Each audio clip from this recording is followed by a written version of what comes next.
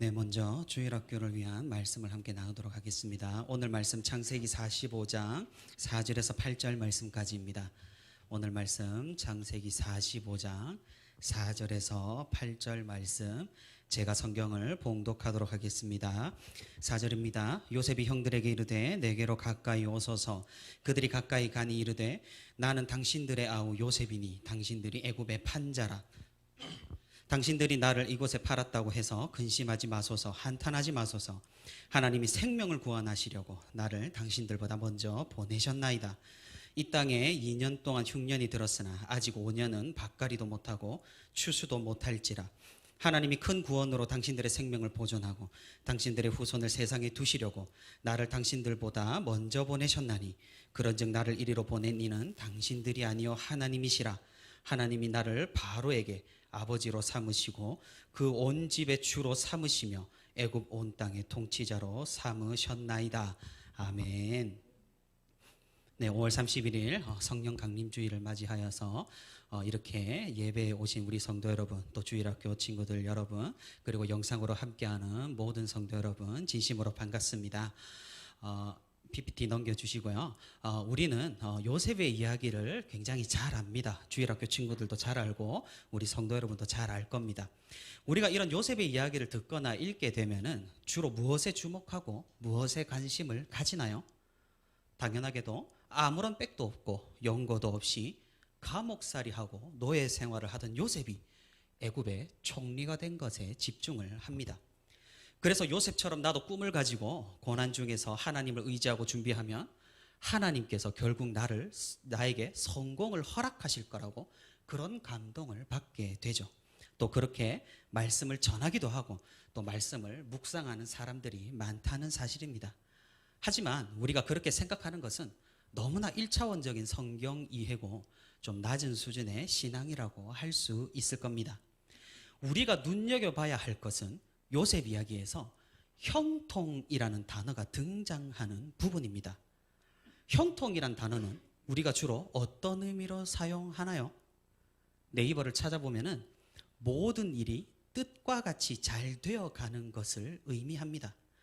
인생에서 많은 일들이 일어나는데 그것이 자신의 뜻대로 좀 잘 이루어지는 것을 말하는 거죠. 그런데 오늘 말씀 가운데 하나님이 함께 하셔서 형통했다는 말씀은 조금은 이상한 곳에서 등장한다는 사실입니다. 바로 창세기 39장 2절, 3절, 23절인데 이때가 언제냐면 요셉이 형들에게 이렇게 형들이 이제 요셉을 애굽에 팔아서 애굽에서 보디발의 집에 노예로 팔려갔을 때 하나님께서 함께 하셔서 형통했다고 말하고 있고요. 그리고 누명을 쓰고 애굽의 감옥에 갇혔을 때 또 하나님이 함께 하셔서 형통했다고 말하고 있다는 사실입니다. 노예와 감옥이 하나님의 형통이라니 뭔가 이상하지 않습니까? 애굽의 총리가 되었을 때 성경은 형통이라고 말하고 있지 않아요. 정말로 이상하지 않는가요? 오히려 성경은 요셉이 정말 고난 중에 있을 때, 앞이 보이지 않는 상황 가운데 있을 때 하나님이 함께 하시고 형통했다고 말하고 있다는 거예요. 굉장히 중요한 포인트예요. 형통이란 단어의 뜻에 중요한 의미가 담겨 있다는 거죠. 앞에 보면은 형통 단어 뜻이 뭐죠? 일이 뜻대로 잘 풀리는 거죠. 근데 일이 뜻대로 잘 풀리는데 그 풀리는 것이 누구의 뜻대로 풀린단 말인가요? 나 자신의 뜻일까요? 아니면 하나님의 뜻일까요? 우리는 종종 오해를 하죠. 요셉의 개인적인 성공이 형통이라고 착각을 합니다. 그래서 하나님의 꿈을 꾸어서 고난을 겪고 멋지게 총리가 된 요셉을 롤모델로 삼죠. 그런데 성경은 과연 그것을 형통이라고 말할까요? 성공이라고 말할까요?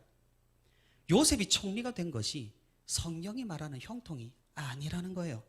오히려 요셉이 애굽의 총리가 된 것은 단순히 수단으로, 도구로 사용되고 있는 것을 우리는 살펴볼 수가 있는 거예요. 오늘 우리가 읽은 본문에서 다시 형제들을 만난 요셉은 이렇게 고백을 하고 있어요. 형들이 나를 팔아서 이곳에 보낸 것이 아니다. 하나님께서 미리 계획하심으로 우리의 생명을 구원하시려고 나를 먼저 이곳으로 보내셨다. 이 요셉의 고백이 무엇을 의미할까요? 자신의 실패와 성공, 자신의 모든 인생길 모두 하나님의 뜻에 이끌림을 받아서 형통했다는 말입니다.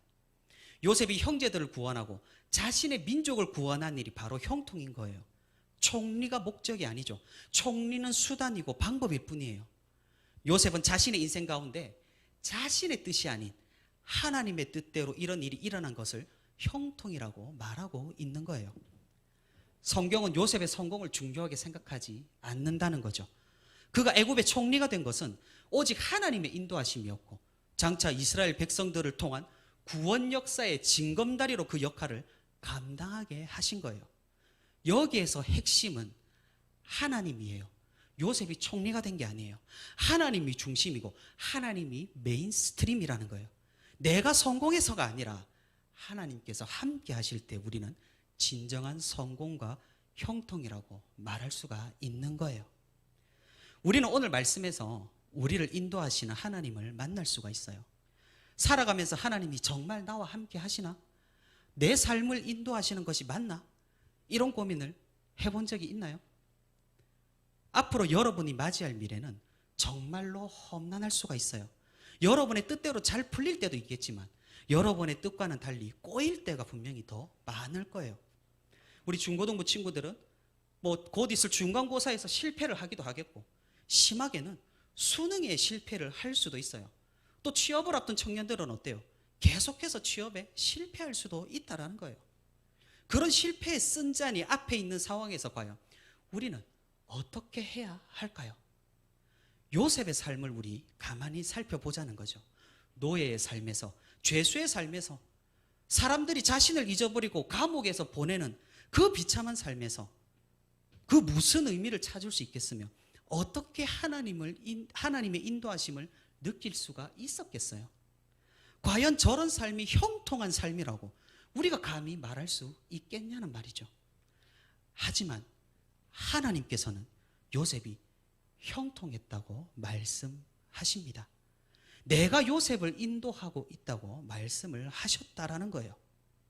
그렇게 요셉과 함께 하신 하나님은 역사를 따라서 오늘 말씀을 통해서 오늘날 우리와도 함께 하신다라는 거예요.